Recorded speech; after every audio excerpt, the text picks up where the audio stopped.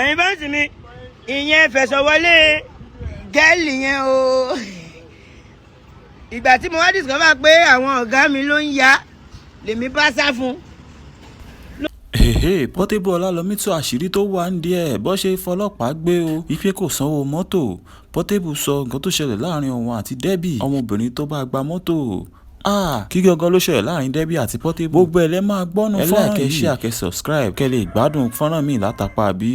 ẹ̀yin fáǹsì mi ọ̀gbá àfíà ọ̀gbá ni mí. Mọ́tò ni mo jẹ gbèsè owó mọ́tò tálákà ò lè jẹ gbèsè mọ́tò olówó ló ń ra mọ́tò. They sell motor for me, I pay. Bó tiẹ̀ jẹ́ sanwó díẹ̀díẹ̀ mi ni mo san. Mo ti sanwó débì kan o. Mo san 80.5 million kan. 30.5 million ni mo san. Mo dẹ̀ ná 3.5 million sí mọ́tò. Káàdìlà ló fún mi ní 5 mẹkáníìkì. Pẹ̀lú woman middleman. Lọ́ ń yí mi. Woman middleman mo ṣe ń tẹ 200 sí ìyẹn Fẹ̀sọ̀wọlé ni mo ń tẹ 500 mo ń tẹ gbogbo ẹ̀. Mo tún ń yakuya ìyẹn ọ̀tọ̀. Ìgbà tó padà tí mo padà mọ̀ pé àwọn ọ̀gá mi ló ń yá ni mo ya dànù o. Ọlọ́run ìjà dóbolóbó. Èèwọ̀ ní ìyẹn ọ̀tọ̀. Ló bá sẹ́ẹ̀tì mi ọ̀pọ̀ ìyẹn Fẹ̀sọ̀wọlé ó fẹ́ blow ni. Ìfáǹsì mi òbòdé mi nìkan bá ń dolódò. Ìgbà tó jẹ́ pé àwọn ọ̀gá mi ń do mi ò dẹ̀ fẹ́ jẹ́ ìwọ̀. Mi ò fẹ́ dóyàwó níyàwó. The time I don't discover she's ìyàwó níyàwó, she said she's break up. Wọ́n break the heart here. Hey, she break up with human being break up with her. ẹ̀yin fáǹsì mi ìyẹn Fẹ̀sọ̀wọlé gẹ́ẹ̀lì yẹn o ìgbà tí mo wá discover pé àwọn ọ̀gá mi ló ń ya lèmi bá sá fún. Ló wá náà máa sẹ́ẹ̀tì mi ọ̀pù ló bá sẹ́ẹ̀tì mi ọ̀pù pẹ̀lú onímọ́tò. Mo sanwó mọ́tò bí mo ṣe ń sanwó mọ́tò fún onímọ́tò ni mò ń gbá lọ́lọ́ fóun àti onímọ́tò lọ́jọ́ ń kúlù bọ̀ mò ń tẹ́wọ́ fóun náà mi dùn ún máa mọ́tò ẹgbà mi ó wá plan pẹ̀lú onímọ́tò. ẹ̀yin fáǹsì mi mo mọ àwọn tó ṣe mí o ọmọ yìí náà ni o mo mọ ẹ o ọmọ ìyá mi níjọ́ tó mú mi náà lò lásìdẹ́ǹtì.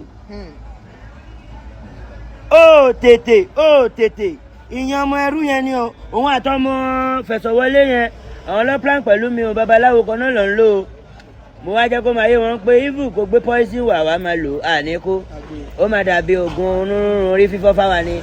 Ọmọ yẹn ọ̀ràn wá sí mi ni o bọ̀ mo jẹ́ kó yé pé Ifá Olú mo pè ṣó ń gbọ́ ọfẹ́ fi mí mókè ọmọ ẹrú ló mọ wá o níjọ́ tó dẹ̀ mú mi ìyẹn Fẹ̀sọ̀wọlé níjọ́ yẹn náà lọ́mọ ẹrú lásẹ̀ǹtì kan lè mọ pọ́lọ́hún wà aga God na God dey run am. ẹ̀yin fáǹsì mi wọ́n sẹ́ẹ̀tì superstar up o ẹ ṣáà mọ̀ pé mo wà nù lọ́lọ́ pẹ̀lú ẹ̀ ọmọ tí mo ti yarí ni o ó lè ní fídíò mi o ó lè bóòsì wòwò mi o àmọ́ fi blow ni o tó bá bóòsì wòwò mi mo mọ lọ́lọ́ tí mo fi sí o mo mọ kọ́tìnì o mo àti lára rí o òun ló mú mi lẹ̀ o wọn ní bobìnrin mú yẹn o obìnrin lọ́mọ mi má lágbára o ọmọ ìyá mi má sùn mọ́ ìyàwó níyàwó àṣé àwọn ọ̀gá mi ló ń gbé gẹ̀ẹ́sì lèmi náà bá lọ ya gẹ̀ẹ́sì. Ọlọ́run ló yẹ mí o orí ló yẹ mí o ìyẹn Fẹ̀sọ̀wọlé àṣé family house dádì ẹ̀ kò sí Lẹ́kí ẹjọ́ kí ni sánẹ̀mù yín Fẹ̀sọ̀wọlé àǹtí mi Fẹ̀sọ̀wọlé ẹ ti Fẹ̀sọ̀ blow báyìí. Ẹ máa jẹ ẹ lọ́yàn ọ̀tọ̀ o gẹ̀ǹgẹ̀ wo wá. Anybody pray for my downfall na him go fall. Wọ́n fẹ́ fi obìnrin mú mi ní ìyẹn ìwọ ọmọ ẹrú má wọ̀rí Ọlọ́run á mú ẹ.